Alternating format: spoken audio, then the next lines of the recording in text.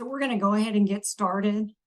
We have a lot of fantastic content to cover today, and we'll go ahead and get started on the presentation. My name is Lisa Rice, and I'm the Chief Sales Officer at Sanderson Firm, and I'll be your moderator for today's webinar.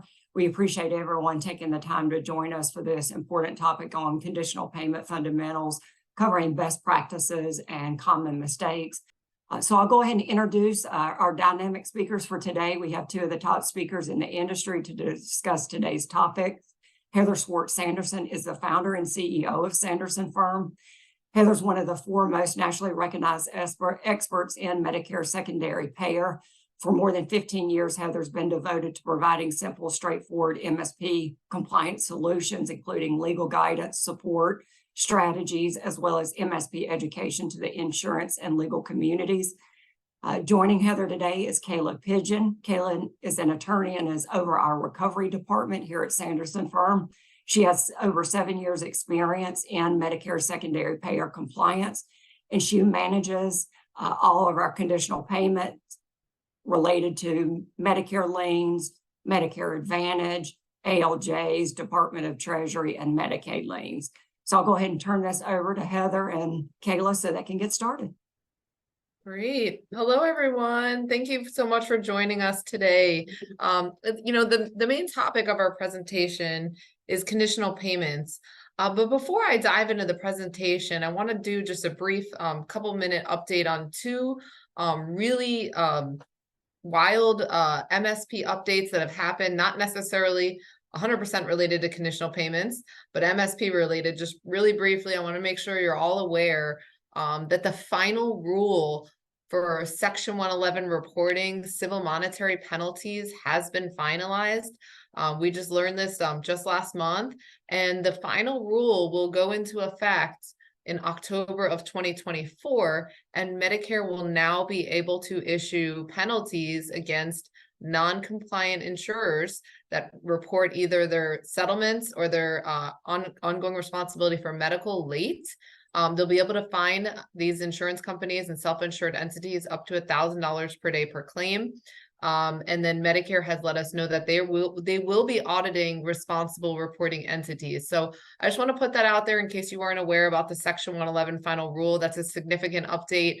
As many of you know, Section 111 law was passed in 2007, and now here we are, 2023, and in 2024, we are going to see CMS penalize insurers for non-compliant reporting. So I just want to put that on your radar. If you have any questions about the final rule, let us know. If you're feeling uneasy about your Section 111 reporting, contact us. We can, talk to you about our reporting services as well as our audit services. We've had a lot of interest in that lately with the penalties coming up shortly. And the second thing I just want to highlight before we get into the presentation is that Medicare is hosting a webinar on November 13th. They're going to let us know and give us more information, but essentially what they're going to start requiring is MSA information to be reported in your Section 111. We don't know much more detail beyond that, whether it's traditional MSAs and non-submit MSAs. We suspect that it's both. But now in 2024, it looks like Medicare is going to be requiring the reporting of Medicare set-aside information. This is not through the CMS submission process. This would be through your Section 11. Again, I don't have more details until 2 weeks from now. We will certainly issue a blog and let you all know what Medicare says on that webinar and any process changes you need to make. But let's dive right in now that I've gone through those two very significant updates. I'm delighted to be joined by Kayla Pigeon today. She's really become our resident expert here at Sanderson Firm in conditional payments. She's a whiz on all things. She previously worked for a large insurance company handling all their Medicare conditional payment appeals. She just let me know last week that at Sanderson Firm in our conditional payment division in 2023 alone, we have saved over $3 million for our clients in conditional payments. And that's because we're staunch advocates for our clients, right? We want to make sure you obtain the best possible outcomes and achieve savings on your conditional payments, and that you're not paying back Medicare for anything that's not owed. So kudos to Kayla and her team. We're going to break down, first, we're going to kind of do a, basic fundamentals. What are conditional payments for those of you that are new to this concept? And then we're going to talk about Medicare Advantage Plan conditional payments and how they interplay and how significant they've become over the last decade or so. We're going to talk about some legislative developments, such as the PAID Act and RAMP Act. And then we're going to talk you through the best ways to navigate disputes and appeals, some common errors that we see with conditional payment disputes. And then at the end, we're just going to talk a little bit about if you're interested in talking to us about your conditional payments, and then how we can help you all. So basically, for those of you that are not familiar, the MSP Act is a federal law, was enacted in 1980, and essentially Medicare does not want to pay if there is a primary payer available. A primary payer would be workers' compensation, general liability, or a no-fault plan, but Medicare may pay conditionally with the condition that they expect to be reimbursed by that primary payer, right? And the thing with the MSP Act is that it sat largely unenforced for a long time because Medicare did not have visibility into settlements occurring with Medicare beneficiaries before the MMSEA and SCHIP Extension Act of 2007 was passed. That's when we got the requirement that insurance companies need to report claims and settlements with Medicare beneficiaries to Medicare or face up to $1,000 per day per claim. And that's what I was talking about earlier when I gave you the development. Here, the law was passed in 2007, so Medicare could gain that transparency into these claims and settlements with Medicare beneficiaries, and that they could face $1,000 per day per claim penalty for failure to report. But again, now we're going to start seeing those penalties come. But ultimately, the point behind Section 111 reporting is so that Medicare can identify those recovery opportunities. And one thing we really want to drive home to you all, and Kayla is going to talk about this as well, it's so important that your Section 111 data is correct, because it is vastly impactful to the conditional payments that you're going to receive, both from traditional Medicare as well as Medicare Advantage plans and Part D plans. Good afternoon, everyone. So talking a little bit more on determining Medicare eligibility, and this really goes back as well to timely reporting of your ongoing responsibility for medical, and tying back again to those civil monetary penalties and making sure ORM is reported timely. So typically we think about Medicare beneficiaries as being 65 and older. Most people that's the baseline of what a Medicare beneficiary is. But we don't want to fall into the trap of thinking that if someone's under 65, that they're not a Medicare beneficiary. We see beneficiaries all the time at ages 30, 40, large range underneath that 65 mark. And the reason we see that largely is due to Social Security disability insurance entitlement. So if someone has been receiving SSDI for 24 months or longer, then they're Medicare eligible. So this is where we see those younger Medicare beneficiaries. So it's really important to be not complicit in just doing that 65 years or older search. There's a few other reasons someone might be Medicare beneficiary. Lou Gehrig's disease and end-stage renal disease are also going to entitle someone to Medicare. And some of the ways that we want to confirm if someone is a Medicare beneficiary is either by doing searches to determine if they're entitled to SSDI, or doing the Social Security number collection. So you want to make sure you're getting those Social Security numbers timely so that they can go through the query process and determine if someone's a Medicare beneficiary. As far as your Medicare Advantage plan entitlement, Heather's going to talk about it more further on in the presentation as far as the PAID Act and the fact that we're receiving Section 111 we're receiving Medicare Advantage plan entitlement information through that Section 111 query response. However, we have also developed some other tools to get more information beyond what we're receiving in the PAID Act data. We highly recommend the use of a Medicare Advantage plan attestation, both for Part C and Part D. This is something we've developed to try to continue to gather as much information as possible and limit exposure as much as possible. So this is the Social Security number collection form. Again, this kind of goes back to those civil monetary penalties. We want to make sure we're collecting the Social Security number and promptly reporting ORM if we're getting a positive query response. I believe we want to make good faith efforts in order to try to obtain the Social Security number. And that is, sending this form at least twice by mail and following up once by phone. So you really want to be obtaining those Social Security numbers, reporting your ORM timely if necessary, and avoiding any late filing and possible penalties. That's right. And I do want to point out within the final rule that Medicare just released, they did reconfirm, as Kayla mentioned, that if you're unable to obtain the Social Security number, you need to send this form twice by mail and make a third attempt by phone or email. So it's really important. This is now a requirement. Just sending it once is not enough. And I also want to point out, if you're not able to obtain the social, there are other ways to obtain Social Security numbers. At times, we do have a Social Security number lookup service at Sanderson Firm available. So if you have any interest in that, please let us know. It's got over 99% accuracy, so you're not dealing with chasing the individual down to try and get their Social Security number.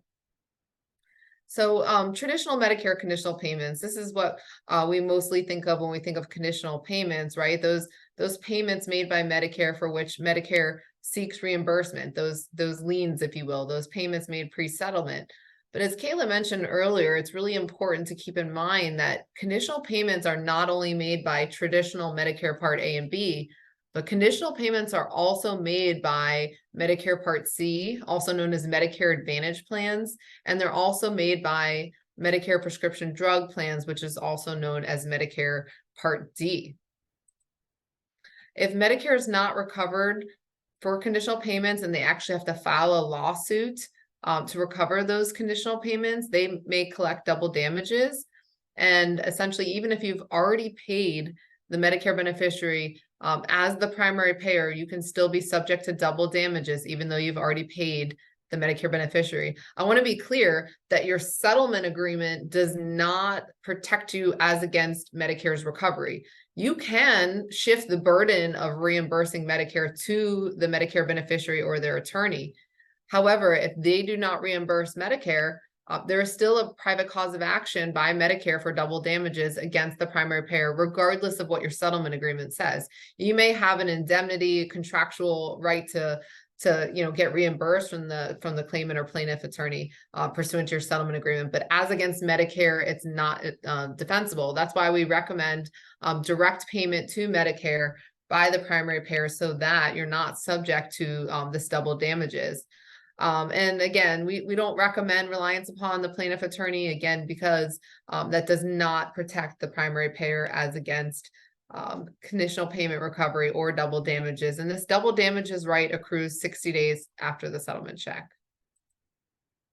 Not long ago, there was a recent action by the Department of Justice against a plaintiff attorney firm out of Maryland. Essentially, they were settling cases with Medicare beneficiaries and failing to reimburse Medicare for those conditional payments. And actually, so the Department of Justice went after them and settled with them. And they basically said that, you can't rely upon someone's representations as to their Medicare status. And essentially, they've continued to make these settlements and actions occur, not just against plaintiff firms, but other entities such as primary payers. And so it's an interesting development. And I think that we can expect more of these types of actions by the Department of Justice. So something to keep in mind.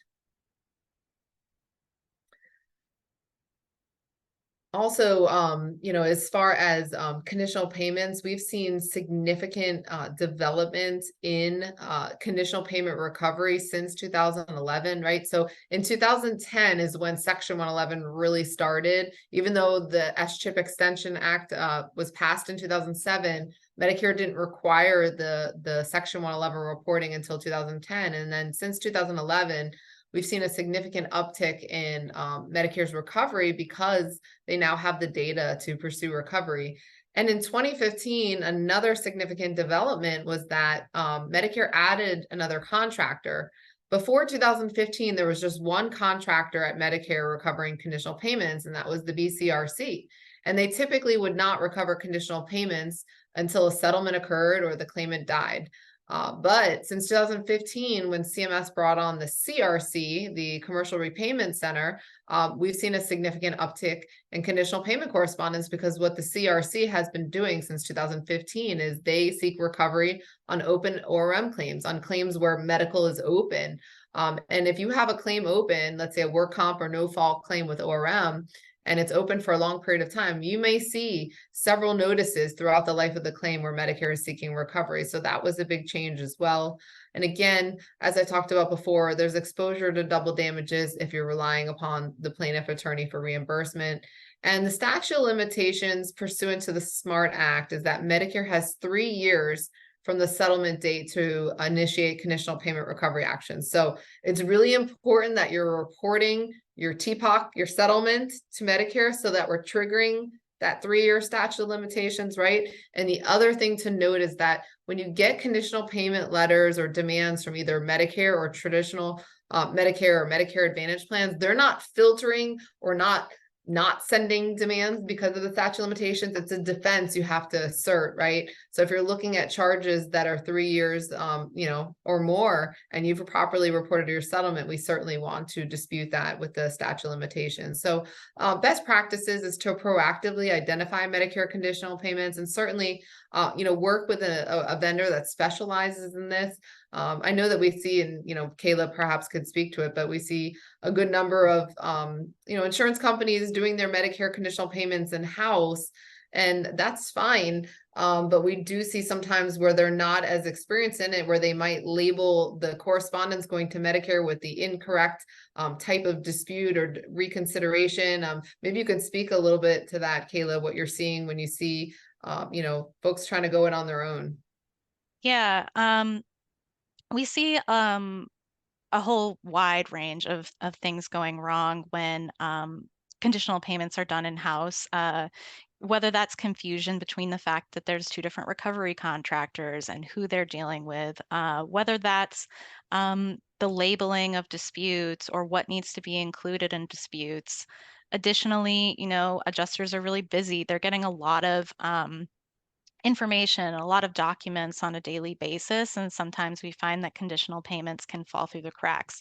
That's why it's really important, and we would highly suggest having someone act as your recovery agent, meaning we get all of those letters. We're able to ensure that everything's being timely responded to, because if there's anything you want to consider in the conditional payment process, you want to make sure you're following is the time sensitivity and the nature of the time sensitivity of conditional payments. That's where we see the biggest issues when we see conditional payments being handled in-house.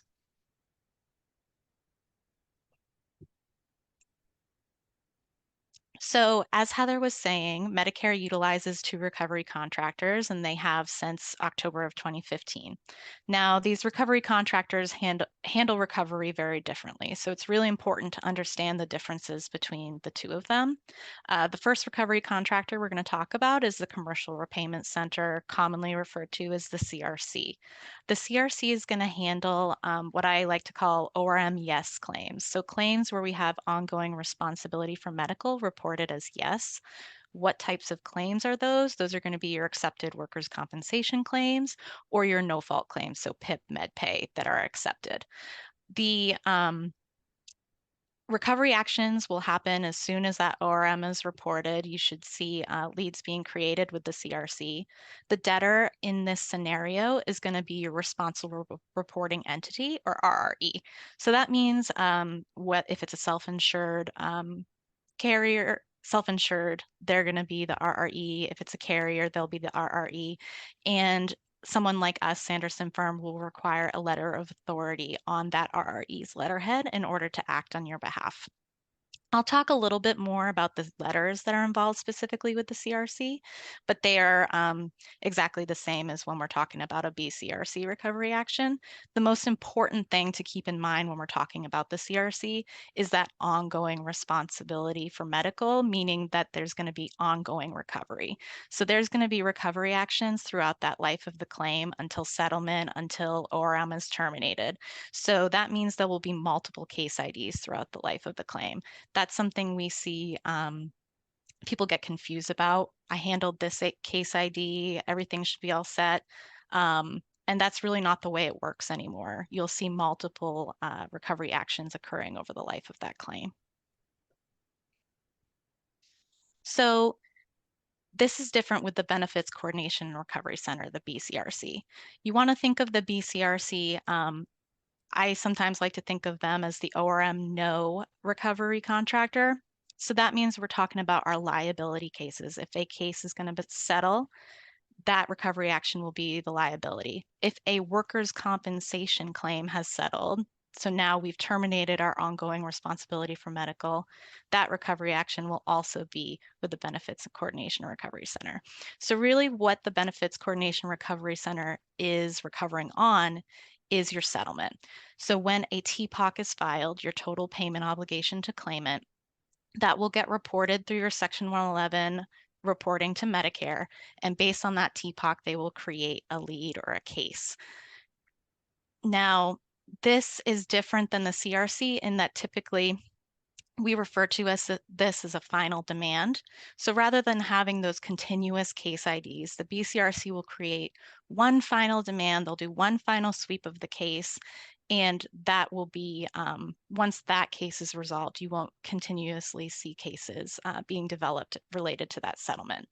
It's also important to note that the debtor is going to default to the beneficiary in these cases because the BCRC is recovering against the settlement and they default to thinking that the beneficiary is going to be the debtor. So if the carrier, the RRE, is going to retain responsibility for conditional payments, that BCRC has to be notified of that. So it's really important that settlement language identify who's going to be the debtor post-settlement. Again, it's never an insulation, as Heather talked about, but you do want it to be specified in your settlement language. So let's talk a little bit about the actual conditional payment letters that we see. So again, time sensitivity is so important when it comes to conditional payment letters. You have a non-time sensitive version of conditional payment letters, which is just the CPL, the conditional payment letter. These are typically triggered by us doing our lien searches. It allows us to figure out what potential conditional payment exposure there is without putting a time sensitive aspect to it.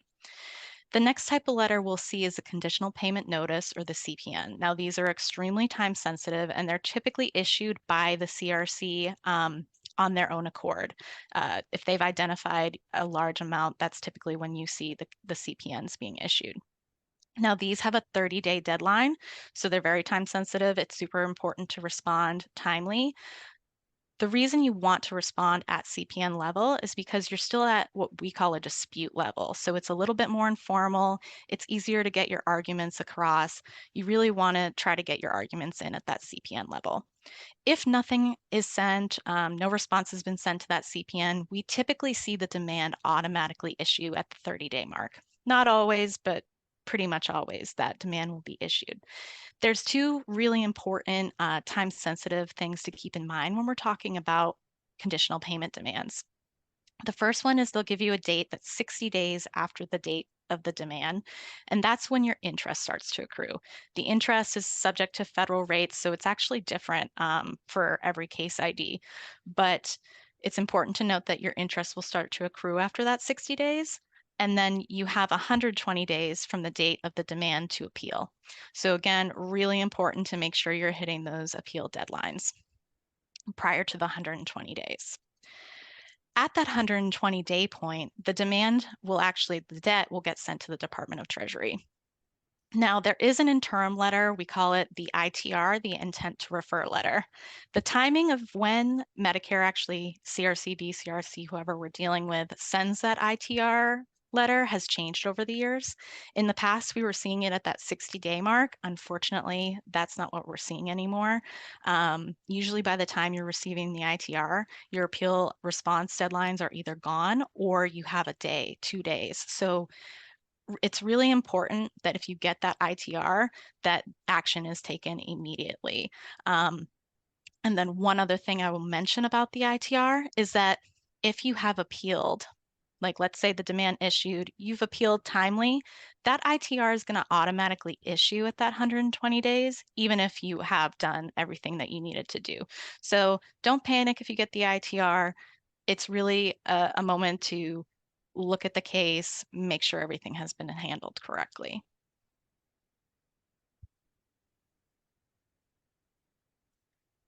So I just wanted to give you all sort of just a quick look, because I think it's really important to know what these letters look like. So if they come to you, you know if you're looking at something that's time sensitive.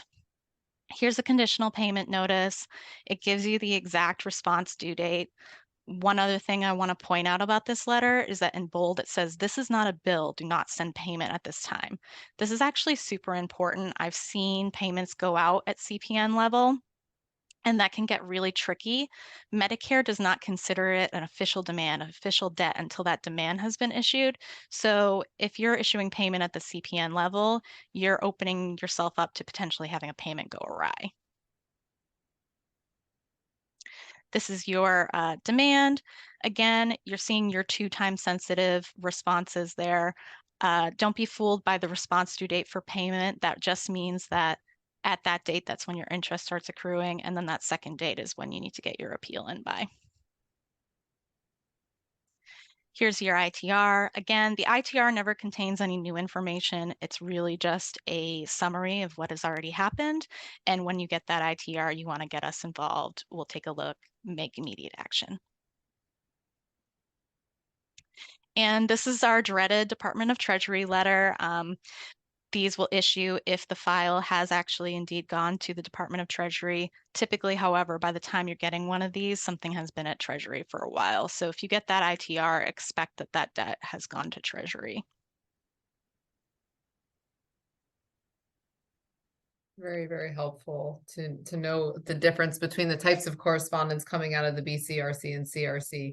And as Kayla mentioned, there could be debts coming out of both the BCRC and CRC. So it's really important to know the contractor, know the type of correspondence you're dealing with, and respond appropriately.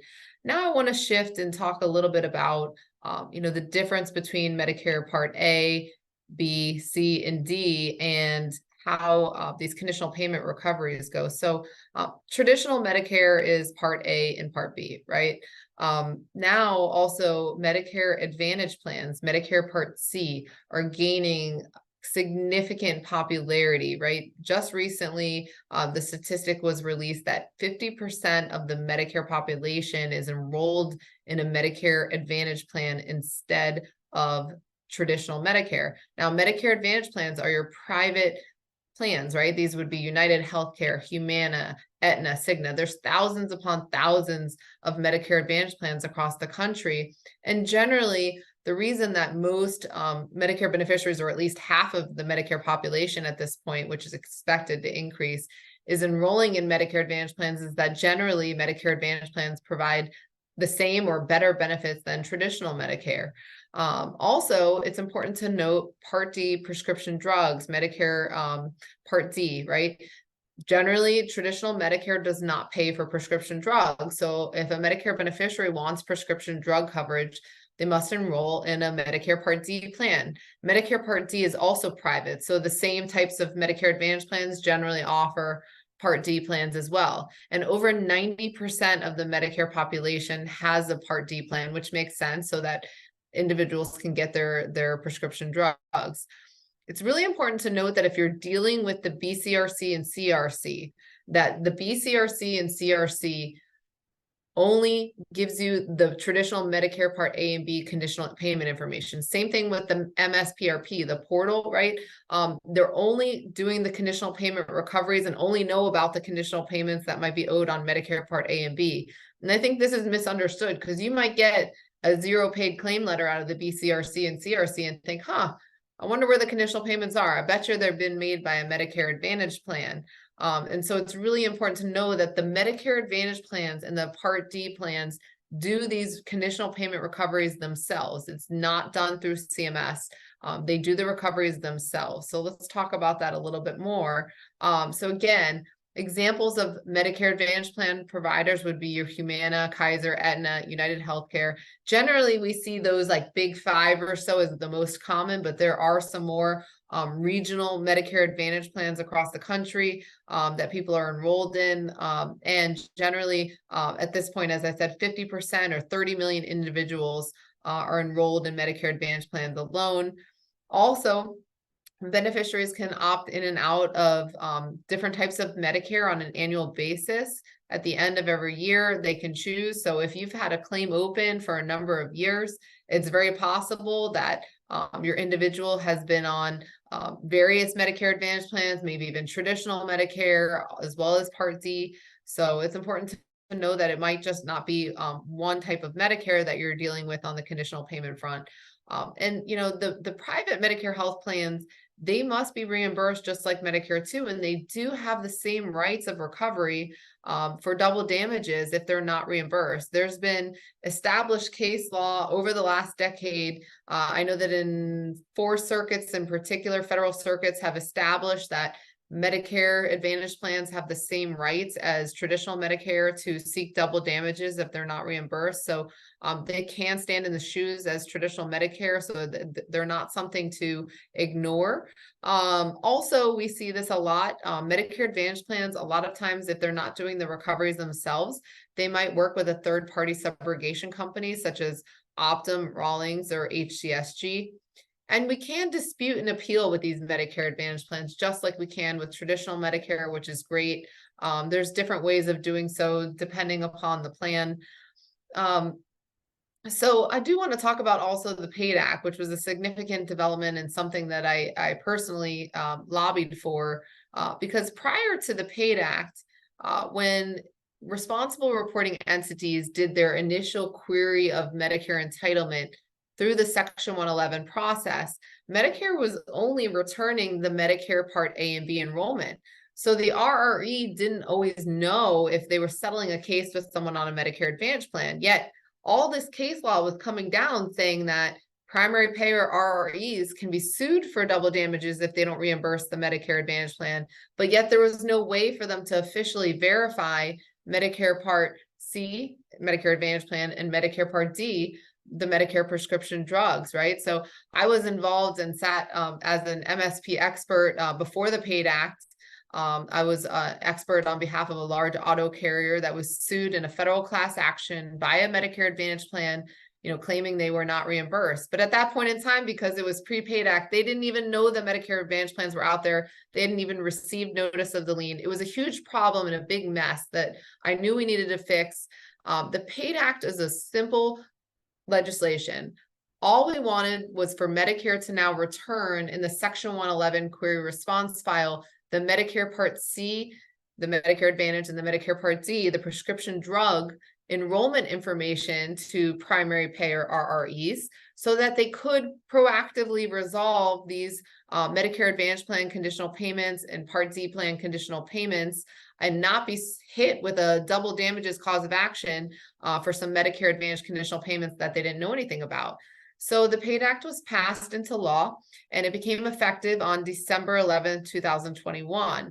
So as of December 11, 2021, if you're looking at your query data that you're doing through your Section 11, you should be receiving the Medicare Part A, B, C, and D enrollment information for your Medicare individuals, right? And it will go back for the last 3 years. So a lot of times we see in the PAID Act data, like I was saying earlier, that individuals are changing plans. Sometimes we're resolving conditional payments on a particular claimant, and we have to reach out to multiple plans to get this all resolved.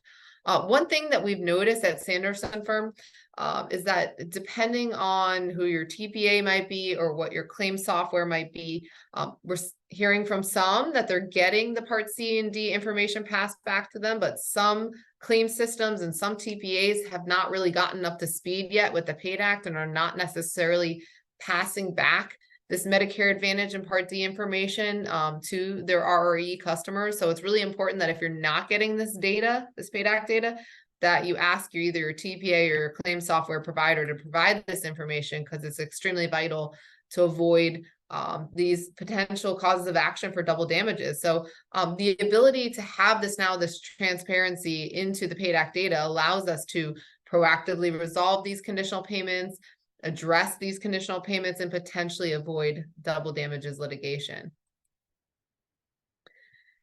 So even after the PAID Act was passed, we still recommend that, and Kayla spoke about this earlier, having a written confirmation or an attestation from the claimant attesting to all the Medicare Advantage plans that they've ever been enrolled in is helpful. We sometimes see that the data that's coming back in the PAID Act data is not always correct. And sometimes it's good to just reconcile both and have both sets of information. So we do recommend that. Some of the Medicare Advantage plans are going to require a HIPAA authorization to communicate with the plan. Some do, some don't. We can let you know which ones do and which ones don't. But again, there's no part of the PAID Act that actually puts a responsibility on the primary payer RRE to reach out to these Medicare Advantage plans or to chase them down and see if they have a lien. There's no requirement. However, the unfortunate part, if you don't proactively resolve these Medicare Advantage plan conditional payments and Part D conditional payments, is that they're going to come back to haunt you and probably post-settlement. Medicare does share the Section 111 data that you report to them with the Medicare Advantage plan. So typically my understanding is it goes like this. Let's say you settle a case with a Medicare beneficiary and it's reported through the Section 11 process. And let's say this individual is on a Medicare Advantage plan. So Medicare now gets their quarterly report of the settlement occurring. They send it, let's say it's Humana, this person's on a Humana Medicare Advantage plan. Humana digests the data and they look at it and they say, we've got a claim for a conditional payment. And now you, as the primary payer RRE, is getting this conditional payment demand from Humana many months post-settlement when you've already shut your claim down, shut reserves down. And that's not what you want to happen. And there's the risk of double damages as well. So again, the PAID Act does not require proactive resolution and identification of these conditional payments with the MAP plans and the Part D plans, but we strongly recommend it for that reason. There's also this entity called MSP Recovery. They're a law firm out of Miami, Florida, and they've made a business out of going around to the Medicare Advantage plans and saying, assign us your claim for conditional payments, we'll file the lawsuits, and you don't have to pay us unless we recover. And so MSP Recovery has sued a lot across the country. They've filed numerous actions. There was one recent action against nearly every auto insurer in America. I lovingly call it MSP Recovery versus every auto insurer in America. There was 300 and some named defendants. They're backed by significant private equity and funding. And so if you get a letter from MSP Recovery, don't panic, but just know they're being very aggressive. And so Medicare Advantage plans are something to really be aware of and to make sure that you're aware of the enrollment in that. And as I mentioned earlier, more courts across the country are continuing to rule that Medicare Advantage plans have the same rights as traditional Medicare to file double damages if not reimbursed. And we've had many circuit court cases find this. The first one was the In Re Avandia case from 2012. So now that's well over 11 years ago. And since then, we've had the Humana case out of the 11th Circuit. And then now we have favorable double damages cases arising out of the 6th Circuit and the 2nd Circuit. And basically, we're expecting that, generally courts look to what other courts have decided and generally don't deviate from that. And just recently, the 2nd Circuit decision, which came out just last year, was very recent, and another circuit court that ruled that Medicare Advantage plans have this right to double damages. So really important to take a look at your Medicare Advantage plans.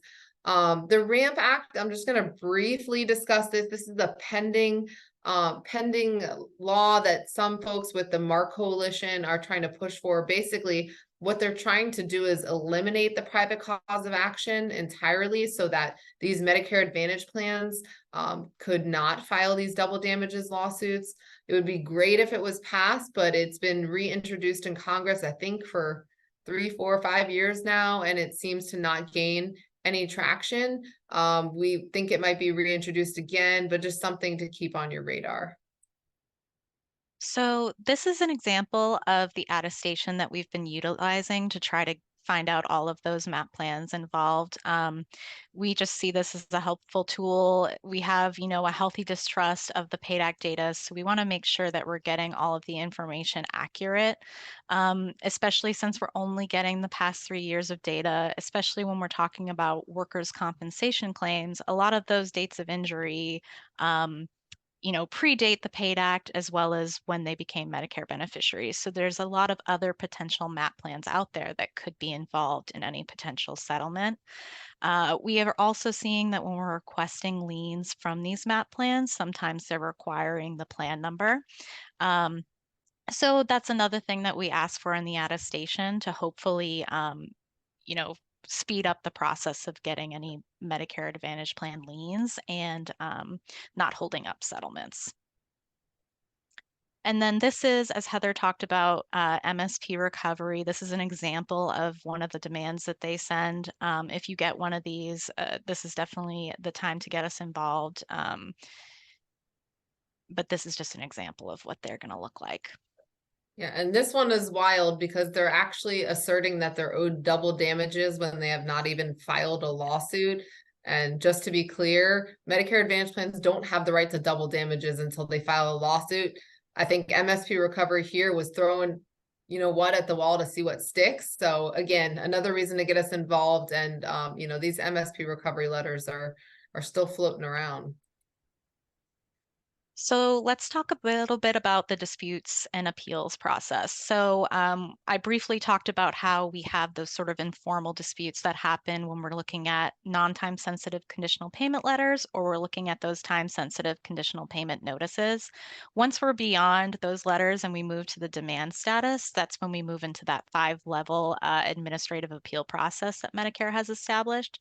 So a level 1 appeal with the CRC or BCRC, we refer to those as the redetermination, and they have to be filed within 120 days of the demand, as we talked about. From that point, we move to the QIC, the Qualified Independent Contractor. Again, timelines associated with that. Then our level 3 is going to be your administrative law judge or ALJ filing. Then we move to the Medicare Appeals Council and then the U.S. District Court for judicial review. Something really important to note about this 5-level appeals process is that conditional payments, if they're handled properly, so if we're getting involved right at the start, we're never really going to have to go beyond those 1st-level disputes and appeals if we're making all of our arguments the way that they should be made. When we end up going to those ALJs, to those MAC reviews, it's really when timelines were missed, and we're getting brought in late in the game. We're getting brought in after all those deadlines have been missed, or really those underlying disputes and appeals have been done incorrectly in-house, and we're being brought in later to try to resolve those issues. And we see about an 80% reduction in conditional payments just based on relatedness. So we have large success in disputing unrelated conditional payments. Something to consider is that, CMS has what they call the grouper algorithm, and that consistently includes really unrelated medical services. So you really want to be actively disputing and appealing those conditional payments. You don't want to just be paying everything that Medicare is sending to you, because odds are 80% of that lien is truly unrelated to your claim. So what types of disputes and appeal arguments do we use? The first one we're going to talk about is policy limit exhaustion. This one is really limited to your no-fault claims, so your PIP and your MedPay, where your policy limits have exhausted. So once they've exhausted and that's all been properly reported, that's an argument that we'll use. The total settlement amount is when we're dealing with a case that has settled and we're dealing with a recovery that is with the Benefits Coordination Recovery Center. Sometimes people forget that Medicare can actually not recover beyond your settlement amount. So that's an upfront way to dispute charges if they're asserting more than your total settlement. Unrelated services, again, that's probably where we're disputing the most. Versus the unauthorized treatment argument. This is really when we start to get into jurisdictional arguments, statutory arguments. They can be harder to get through, but they are viable, and we make them all the time to Medicare and are successful. The statute of limitations, again, that can either be a state statute of limitations, or also Medicare now has a 5-year statute of limitations. This was a really amazing development because we would see ongoing responsibility for medical remain open in states with lifetime medical, well beyond when they should be. So you really want to make sure you're reviewing if they if your claim satisfies that 5-year statute of limitations. And that's another defense to conditional payments and prevents, these CRC leads from developing over and over again unnecessarily. Probably one of my favorite ones on here, duplicate payment. I think it's really overlooked, but something we see a lot where both Medicare and the primary payer have actually already paid for the services, and that is a viable argument to bring to Medicare if you have actually already issued payment on that service. If appeal deadlines are missed, so I've been kind of drumming into you that time sensitivity is so important with conditional payments. One thing you want to keep in mind is that if the deadlines are missed, Medicare does require a good cause reason for them to review the appeal, because that, whether or not they review your appeal when the deadlines have been missed, is completely discretionary. And unfortunately, we've seen good cause to be identified really as limited to natural disasters. So hurricanes, we at Sanderson Firm, we get really creative. We create compelling arguments, but really it's so important to get things in timely. But if not, no fear, we do have success in creating these good cause arguments and getting our appeals through. And it's important to note that it's still going to be reviewed by CMS. So you still, just because something's at Treasury doesn't mean there's sort of another alleyway to get your disputes and appeals through. And typically disputes and appeals, once deadlines have been missed, involve escalation contacts with the recovery contractors. So we have developed really good relationships with the recovery contractors, and developing that relationship in order to get things reviewed and when some of these underlying deadlines have been missed. So we're going to talk a little bit about some conditional payment common errors. So there's a lot of text on this, but really the heart of this slide is that when we're dealing with traditional Medicare, no-fault claims and liability claims are handled completely distinctly and separately, and with two separate recovery contractors. This is an area I see major issues when conditional payments are being handled in-house. A lot of times adjusters are handling both no-fault and liability claims, and they resolve one case ID and think that that applied to everything. So really the most important thing to gather here is that no-fault claims, those are your ORM yes claims, those are with the CRC. And liability claims, your ORM no claims, are going to be with the BCRC. So if you're dealing with a case where you've paid out your policy limits as well as settled a liability claim, those are actually going to be two recovery actions, two separate instances that both need to be handled correctly. So another thing that I get asked a lot about, and I've also seen issues with, is if you have a Medicare demand, you should be paying Medicare, not the providers. Medicare has this listed specifically in their statute that if you know or have reason to know that Medicare has made conditional payments, that payment needs to be made to Medicare.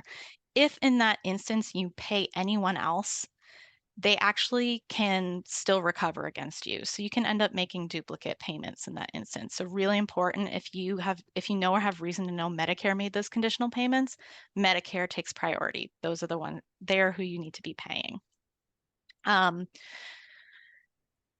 You also want to make sure your Section 111 reporting is current and accurate. We talked a little bit about this. Section 111 reporting should always be updated. You don't want old information. You don't want your letters going to old addresses. This is so important, and that's not something that would be considered good cause in Medicare's eyes. So really, really so important. Keep your Section 111 updated and accurate. And when I say accurate, one of the biggest things we see as an issue in conditional payments is when vague codes are reported. So we don't want to see codes like chronic pain reported. Medicare's grouper algorithm is already so inaccurate. You don't want to cast an even wider net by using ICD codes that aren't specific. Make sure you're reporting the right arm, not just arm. You want to really hone in on what exactly the injuries are, so you don't then have the burden to prove to Medicare what the injuries were because your ICD coding was not accurate. And then again, just make sure you're handling your post-settlement recovery actions. You should always keep this in mind if you're settling a claim. Just because a pre-settlement lien is 0 doesn't mean the post-settlement lien is 0. You always want to be completing that final demand process, especially because Medicare can actually revert those debts to the carrier regardless of your settlement language. And then one thing I just want to talk about with the MAP plans specifically when we're talking about disputes and appeals, yes, they have to consider all of those dispute and appeal options we talk about, but additionally, they're also more willing to negotiate. So for liability claims, for example, they actually will work with you to help facilitate settlement. The reason being, if the case doesn't settle, they're not going to get any money. So you can sometimes work with them to reduce that lien down, and we've been very successful in doing that. And then, of course, differently, so I talked about traditional Medicare and those no fault and liability claims and where we see issues there. With the Medicare Advantage plans, it's actually a little different. They will create one event. So it's important to keep that in mind. They might not actually close their claim because they still think there might be other coverages available, but that's okay as long as all the proper documentation is being submitted, and we would always suggest you have us make sure that that's tied up.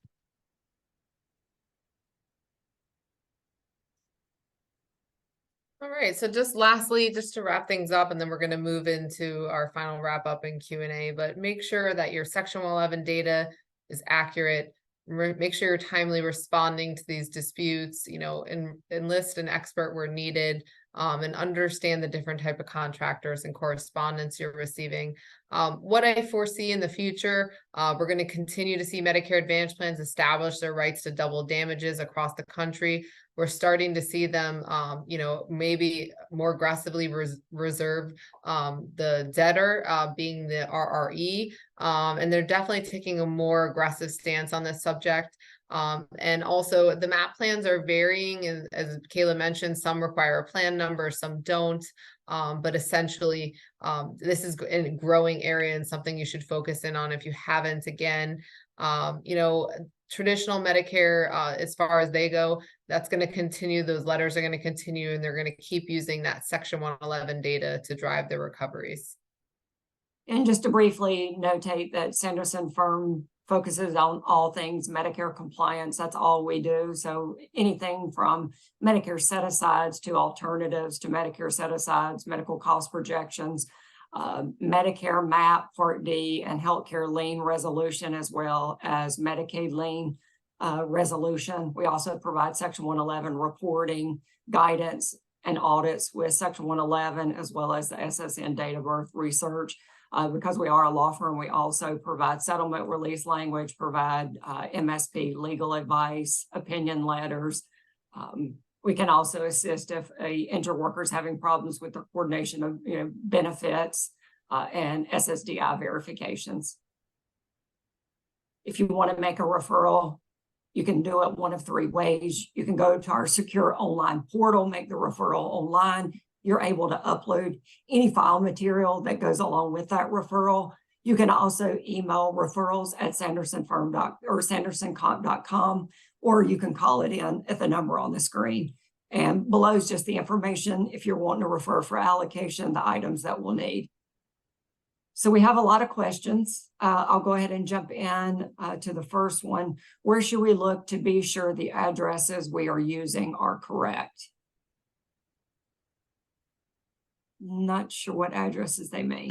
I'm thinking that they're referring to their Section 111 reporting. So you would actually want to look at what's being submitted. It's going to depend on your claim system and how you're reporting, who's your reporting agent, to determine what address is connected. But you just want to make sure, if anything is changing, that is being communicated to however you're reporting your Section 111 data to Medicare. So I'm sure there are ways to update your whole sort of claim basis at once. It's really going to depend. So you would really want to make sure you're inquiring with whoever your reporting agent is. Okay, the next one, what if you cannot get a specific injury information and just vague? How long would you recommend on getting that information, or when should you move ahead and report unspecified injury to the arm, for example? I think it would be okay to report that initially, but you would definitely, because you can always update your ongoing responsibility for medical codes. So if that's something you report initially, that's fine. You just want to make sure that you dial in on exactly what the injury is if possible. Otherwise, then you start getting those conditional payments that are, very unrelated to your claim, and it can be hard to prove that they're not if you haven't specified. All right, next question. I'm working with a client that insists on initiating conditional payment searches on denied claims on both traditional Medicare as well as Medicare Advantage plans. The BCRC handles these inquiries with the beneficiary as the debtor on A and B side, but how would a MAP provider handle an inquiry on a denied claim? Would they consider the debt to be the RRE even on a denied claim? So this is an interesting question because I actually find it can be somewhat easier to deal with the Medicare Advantage plans on denied claims because they will communicate with you as the responsible reporting entity, even in situations where the claim is denied. They're not going to necessarily assert anything till the settlement happens anyway, the MAP plans. We don't typically see demands pre-settlement.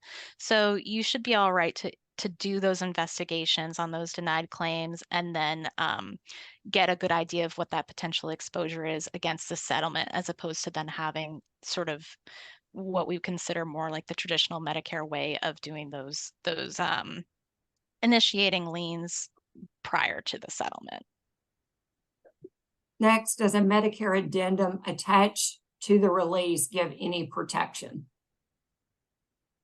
Well, as I was kind of talking about earlier, as far as defense or protection against Medicare for conditional payments, no, because Medicare has an absolute right of recovery under the MSP Act against any payer to the settlement. And certainly they have a double damages right against the primary payer.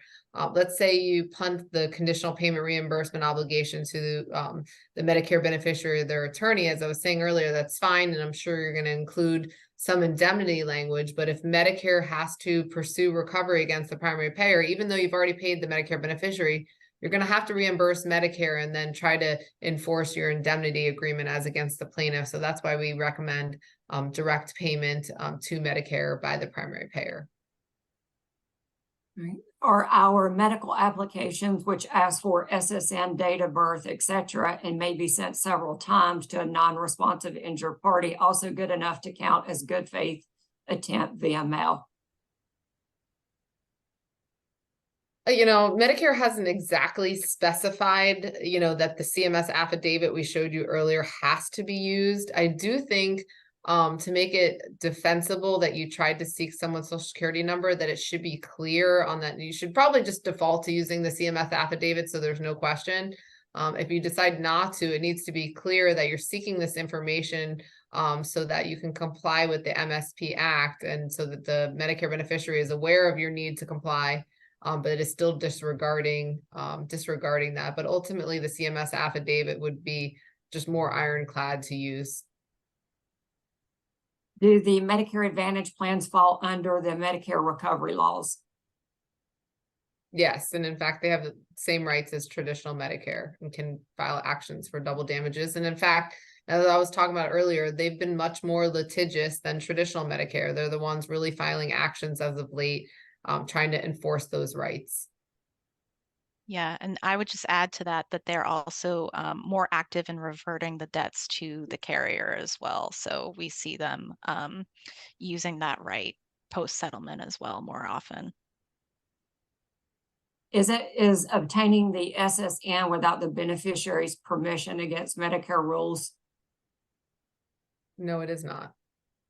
All right, last question. We have seen Medicare Advantage liens where they will not give us a breakdown of charges. How do you go about getting the breakdown to dispute unrelated charges if you can't get the claimant to sign a HIPAA form? I think we pretty much we are stubborn and we push back on these Medicare Advantage plans quite a lot. We haven't seen many situations where we haven't been able to eventually get that breakdown. Or, eventually trying to get the HIPAA, but we really do try to argue that the Medicare Advantage plans follow the same rules as Medicare, which means they should accept letters of authority, et cetera, when we're trying to get those lien breakdowns. All right, we have one last question, and let's go ahead and cover this one. We have denied workers' compensation claim involving a current Medicare beneficiary. We recently settled this denied work comp claim, and now CMS is seeking recovery for its conditional payments. Can we still dispute or challenge those conditional payments when the work comp claim has always been denied? So once the claim settles and that denied, part or injury has been released in the settlement, Medicare can assert conditional payments against that injury. You can certainly attempt to dispute it, and sometimes it's successful, but the Benefits Coordination and Recovery can deny that dispute. This is when other types of arguments sometimes become helpful here. If, depending on who the debtor is, attorney's fees, reductions, those types of things become helpful when you're trying to reduce a lien in a denied settlement case. And that wraps up all of our questions. Thank you all so very much, and we appreciate your attendance today. Wishing everyone a wonderful day.